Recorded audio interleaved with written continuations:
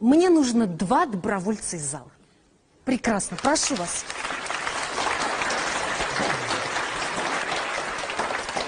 Вы знаете, у нас есть прекрасный витаминный салат, вы можете его попробовать.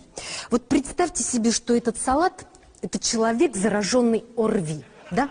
Который едет рядом с вами в метро, в автобусе, ну, может быть, просто живет рядом с вами, да? Вот видите, вот точно так же, как салат сейчас липнет на лицо, точно так же микробы липнут на слизистую нашего носа, да? Когда мы находимся в непосредственной близости к источнику инфекции. Вот видите, видите, что происходит, когда мы предупреждены? Мы находимся далеко от источника инфекции. Браво, молодой человек. Но, есть одно но. Что, если источник инфекции внезапно чихнул? Вот видите, в этом случае поможет только марлевая повязка. Понятно?